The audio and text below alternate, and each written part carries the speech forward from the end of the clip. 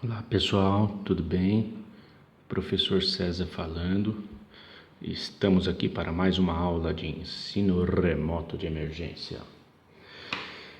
Bom, gente, o tema da aula de hoje é o papel da experiência e a sua relação com a teoria.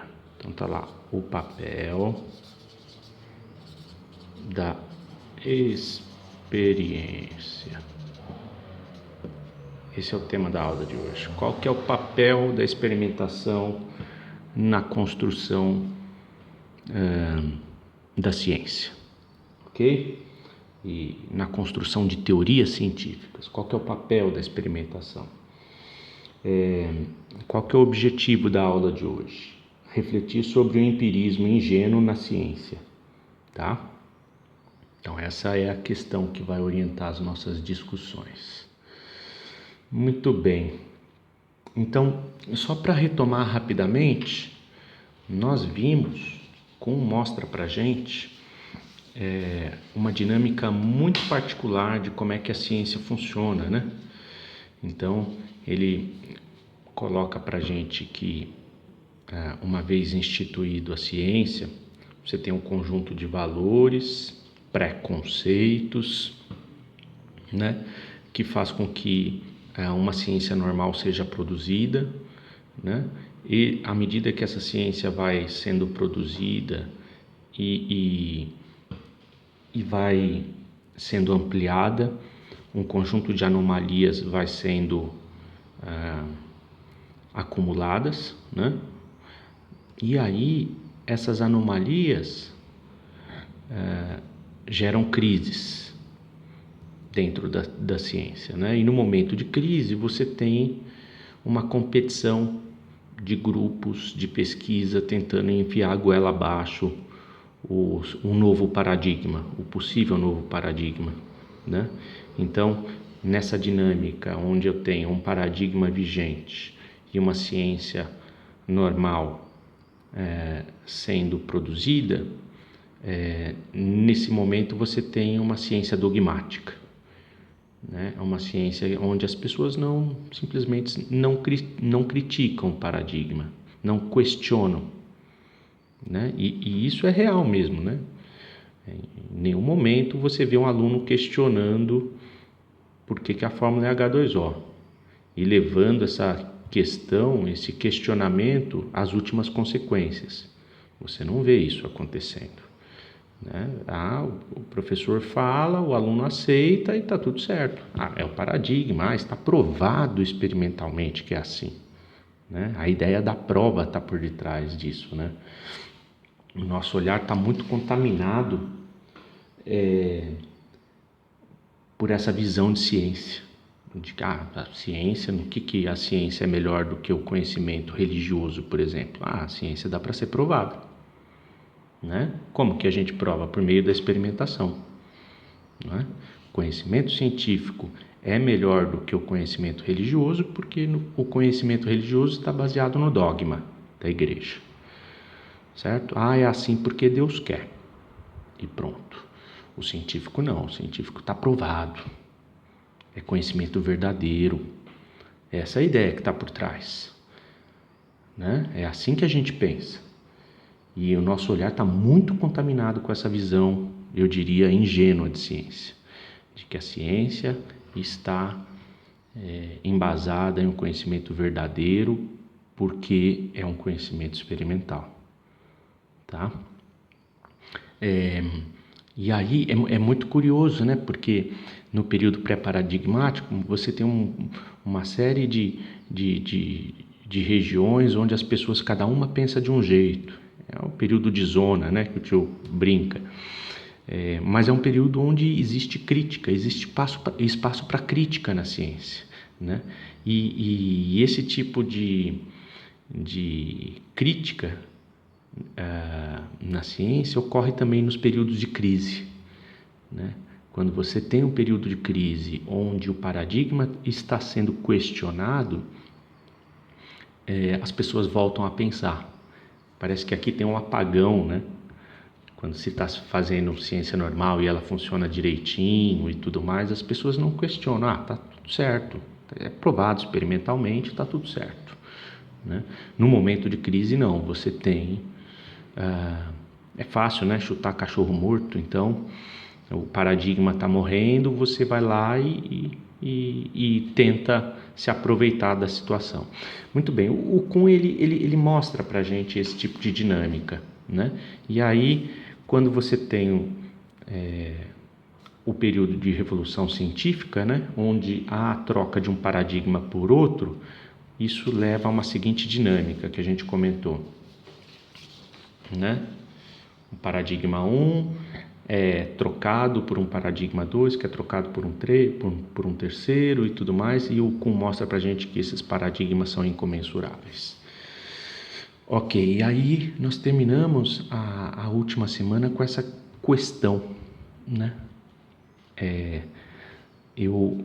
À medida que o tempo vai passando e eu vou trocando os meus paradigmas, paradigma 1 pelo paradigma 2, pelo paradigma 3, na medida que eu tenho esse salto, eu tenho um novo modelo explicativo de realidade, né? E aí a pergunta que não quer calar é: onde é que eu chego?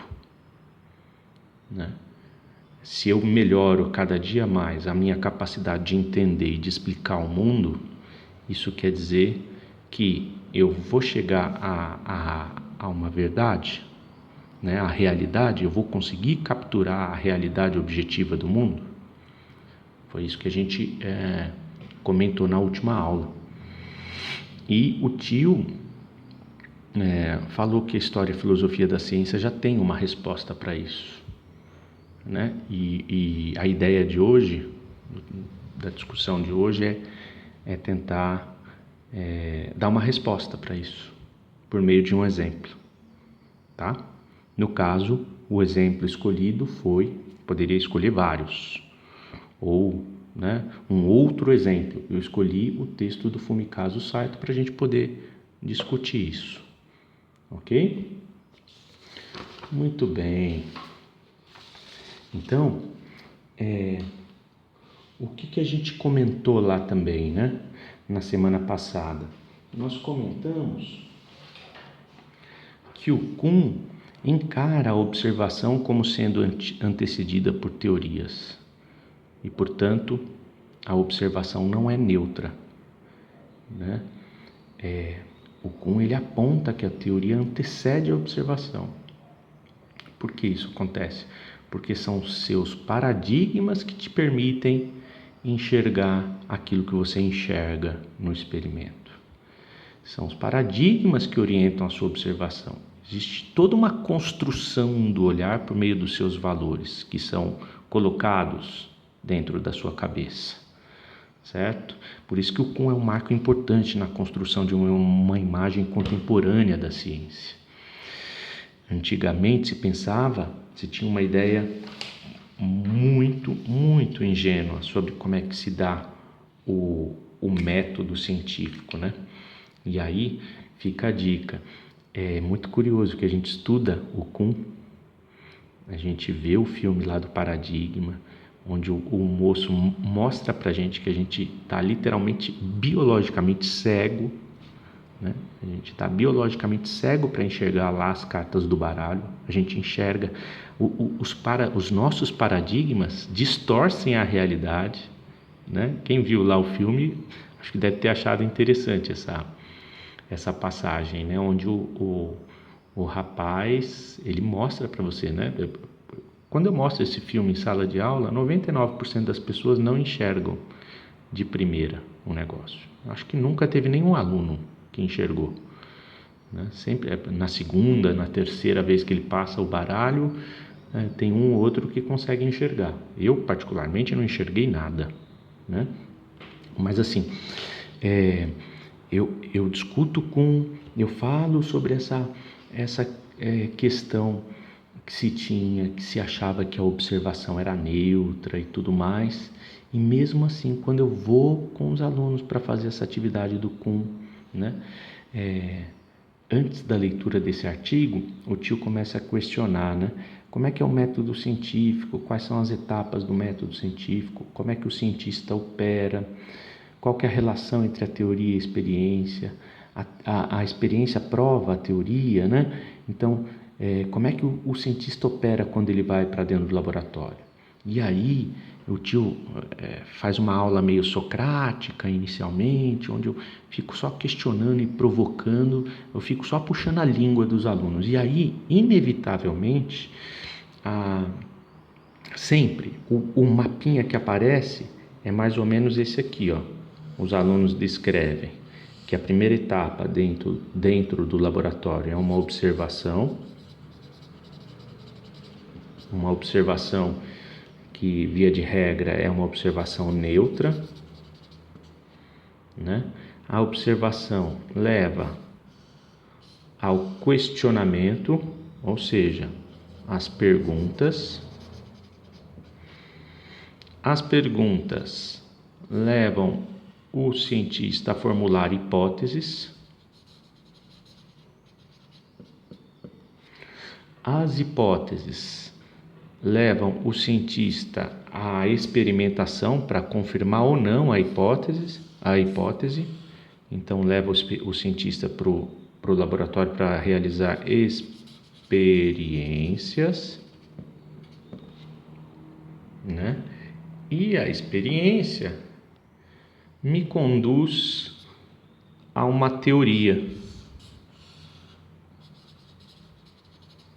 Uma teoria que, na visão de muita gente, é uma teoria verdadeira, pois está embasada na experimentação.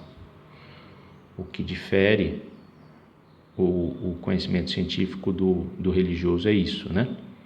Segundo algumas pessoas, né? O nosso conhecimento científico é um conhecimento verdadeiro, pois é provado pela experiência, né? Muito bem. Então a gente começa a atividade do texto do Fumi assim. O tio faz essa perguntinha, como é que o cientista opera, como é que é o método científico. Inevitavelmente esse mapa é construído na lousa, a partir das respostas dos alunos. Aí o tio comenta, olha, então agora vocês vão ler o texto. E aí é muito legal, né, o texto. Por que é muito legal? Olha, esse texto do Fumi, o tio dá a ele quando vocês já leram o Kuhn. Já viram o vídeo o filme dos paradigmas. O moço já provou lá para você que você fica cego para enxergar determinados dados do laboratório, né? E que, portanto, a observação não é neutra. Olha, isso mostra o quanto que o nosso cérebro está contaminado por uma visão ingênua de ciência, né? Mesmo tendo visto o filme dos paradigmas, né? Quando eu pergunto para os alunos como é que é o passo a passo do método científico, todo mundo responde que a gente começa a trabalhar dentro do laboratório por meio da observação. Primeiro a gente observa, depois a gente questiona, formula possibilidades, né? Hipóteses. Aí depois a gente vai testar a hipótese e aí a gente monta um modelo teórico para explicar, né? É muito curioso isso, a gente tem esse olhar contaminado. E aí, gente, olha só que legal, né? O que o texto do Fumikaze Saito mostra pra gente? Eu não vou ficar lendo o texto, trazendo detalhes do texto, nada disso. Vocês leram o texto, não quero ficar me apegando a detalhes, mas a questão assim, o título é O Vácuo de Pascal versus o Éter de Noel, uma controvérsia experimental. E aí, o texto ele traz um exemplo que fura tudo isso, né? Que fura. Por que fura, né? Porque, primeiro, que tanto Noel quanto Pascal tinham propósitos diferentes, né? A experimentação para um tinha um papel diferente da experimentação para o outro. Um era mais tradicional, queria confirmar uma teoria que já existia por meio da experimentação, né? A teoria do éter. O éter era um fluido sutil que permeava todos os corpos, né? Nesse momento em que eles estavam discutindo por meio de cartas lá na época, o pessoal não concebia muito bem a ideia do vácuo, né? O vácuo não era por diversas razões que não vale a pena aqui ficar discutindo agora, mas o vácuo eles tinham horror ao vácuo, né? E eu não sei se vocês repararam no texto, é muito interessante, né?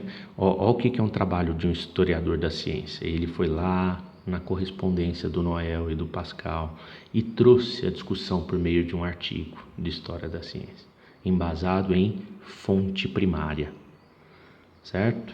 Então, o que ele está relatando para a gente? O Noel estava tentando provar que o éter existe, e o Pascal também.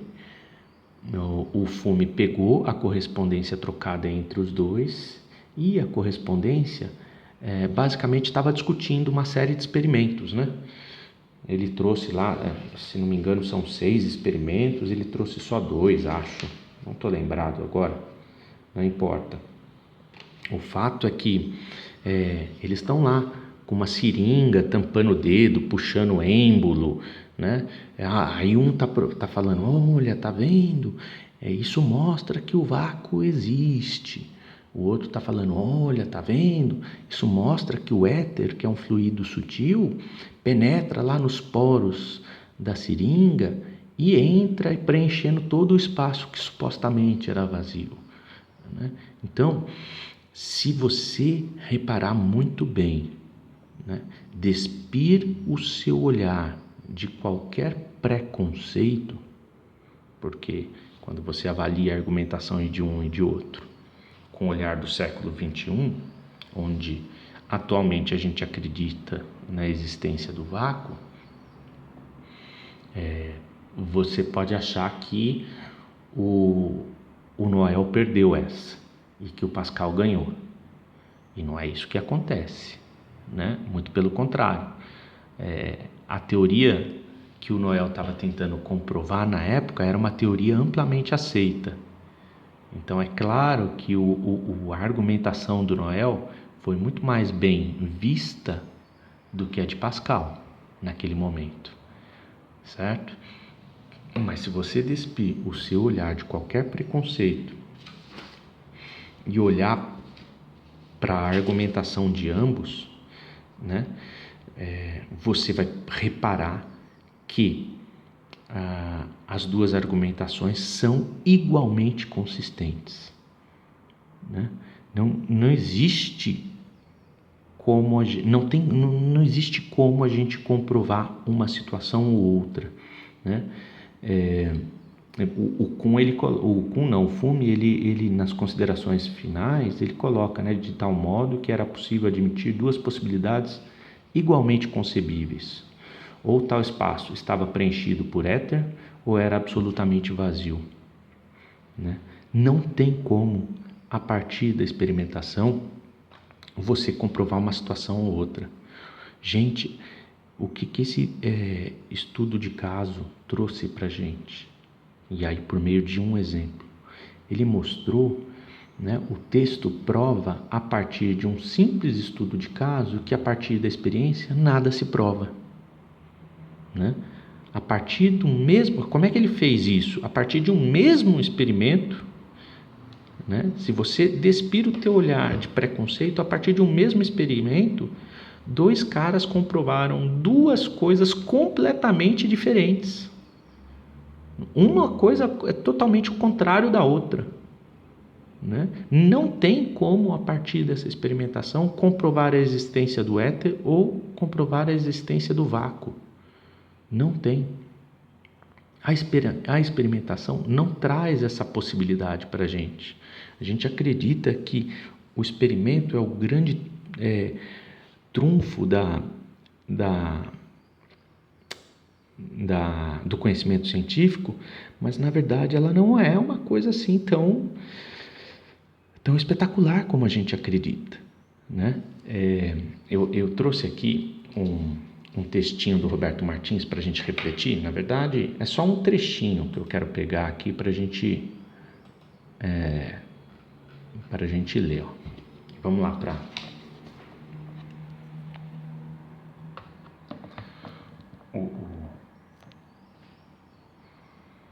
Olha lá, é esse aqui, ó. O artigo é Hipóteses e Interpretação Experimental, a conjectura de Poincaré e a descoberta da hiperfosforescência por Becquerel e Thomson. Eu queria ler um trechinho desse texto para vocês, para a gente pensar um pouco a respeito do trabalho do Fume. Então tá lá, introdução. É muito encontrar entre alunos e professores de física de todos os níveis, e de química também, né, uma visão empirista da ciência, segundo a qual o cientista faz observações de forma neutra e isenta de teorias, e depois chega a hipóteses baseado em suas observações. No entanto, o estudo cuidadoso da história da ciência mostra que não é esse o procedimento do pesquisador. Ao contrário da visão simplista que costuma ser transmitida pelos professores, há atualmente um consenso entre filósofos e historiadores da ciência sobre alguns pontos básicos a respeito da natureza da ciência, que podem e devem ser transmitidos aos estudantes. Alguns deles estão enfatizados no Currículo Nacional de Ciências da Grã-Bretanha. Vamos lá ver. Primeiro ponto. A observação inicial não é possível sem ideias pré-existentes, né? Então, os seus preconceitos, os seus paradigmas, de alguma maneira, eles vão influenciar você a enxergar os dados. A observação, você só é capaz de observar aquilo que você está preparado intelectualmente para observar. Daqui a pouco eu vou mostrar umas figurinhas aqui, umas brincadeirinhas, né?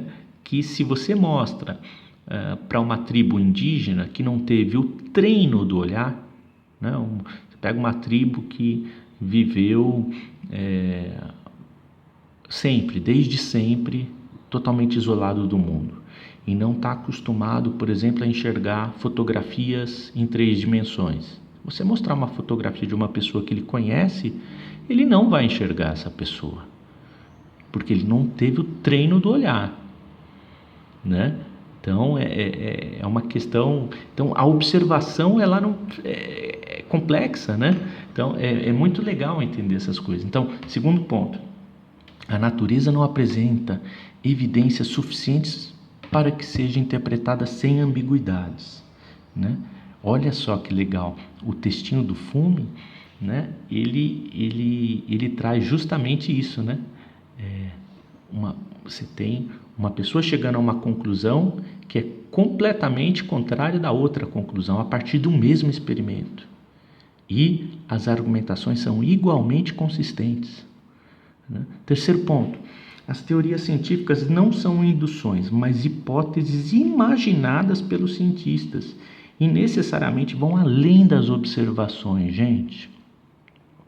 Então, existe imaginação no processo científico. Olha, é só você olhar lá para a criação de Avogadro, a invenção da molécula diatômica.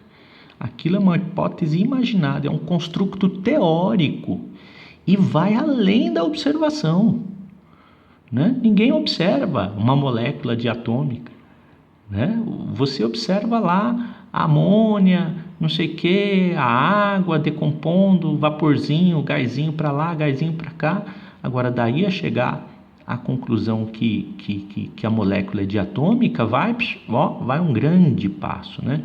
Então, tem toda uma construção por detrás, né? Muito legal entender isso. Olha só esse quarto ponto que é fundamental. As teorias científicas não podem ser provadas.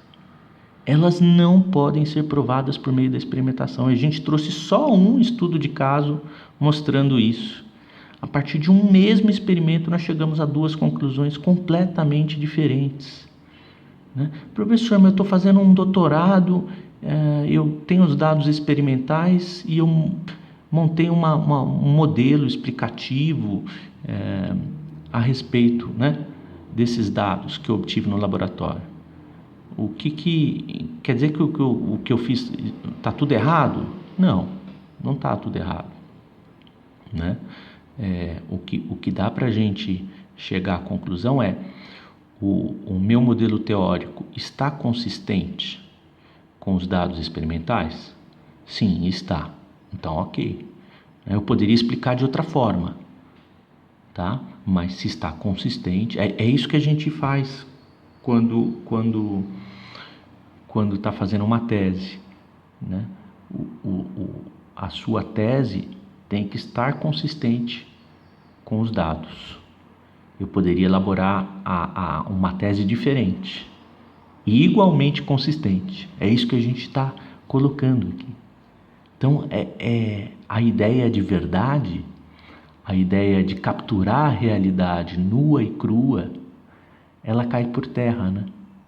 Porque se eu posso elaborar diferentes modelos explicativos de realidade a partir de um mesmo experimento, né? Quer dizer o quê? Quer dizer que eu tenho diferentes realidades, então? Não, a realidade é uma só, né? A realidade nua e crua é uma só, mas por meio, o que a gente está mostrando aqui? Por meio da experimentação eu posso montar diferentes modelos explicativos, igualmente consistentes. Então, como é que eu consigo capturar a realidade? Se eu posso pensar qualquer coisa. Não é bem assim, né? Qualquer coisa, mas estão entendendo o que o tio está querendo dizer, né?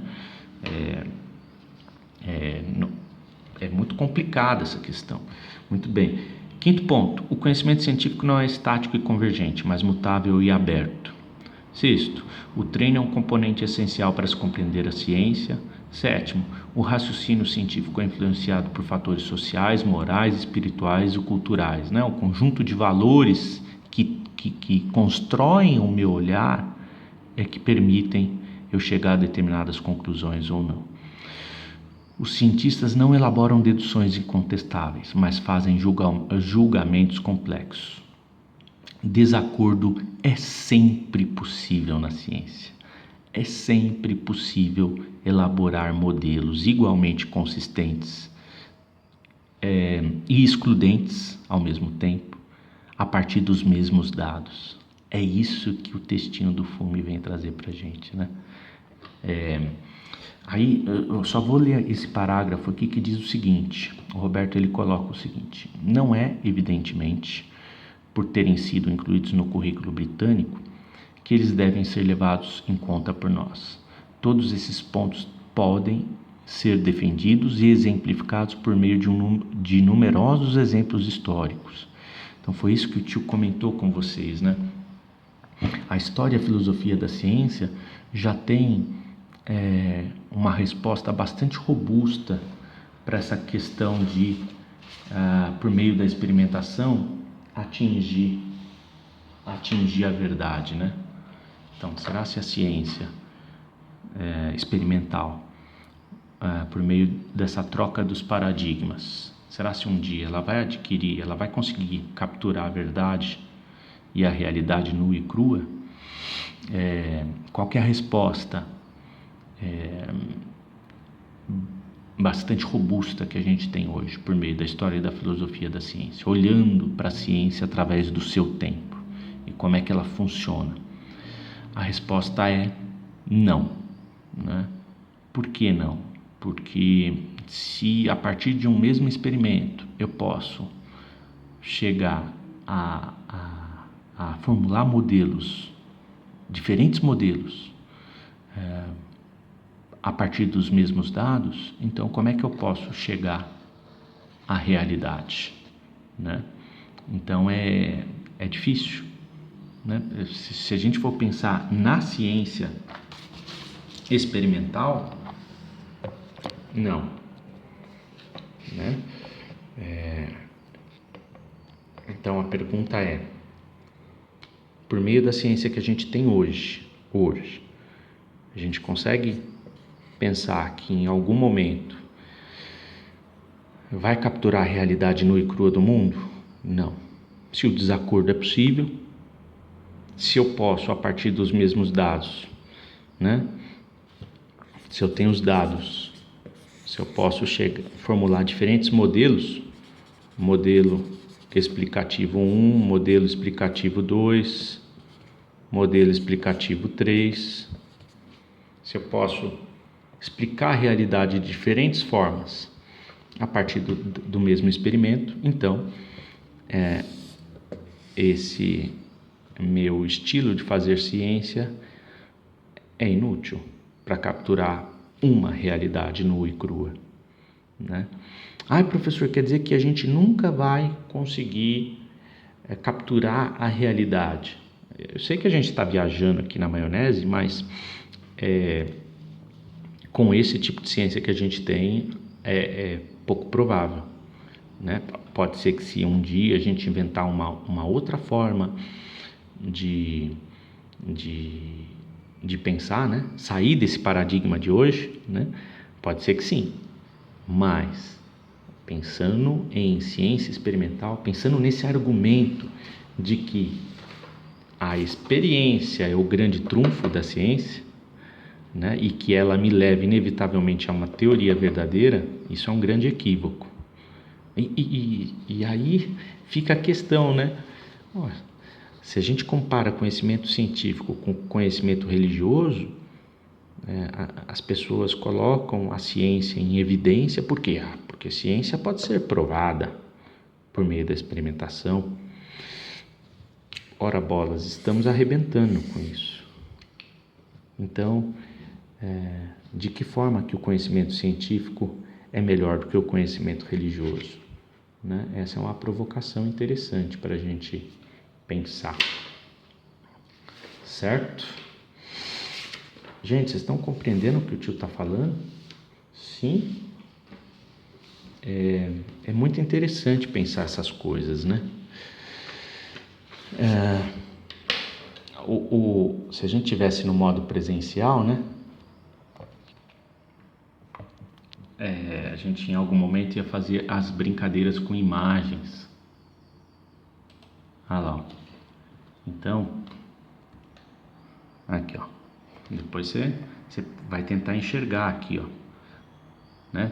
Você tem um cálice, você tem duas pessoas, uma olhando para a outra. Tem algumas que são bem clássicas, estão lá na internet para você ver, né? Tem um homem, tem um rosto, tem um homem tocando saxofone aí. Olha lá. Um índio não é capaz de enxergar isso, ó. Você tem uma moça olhando de frente e uma moça de perfil.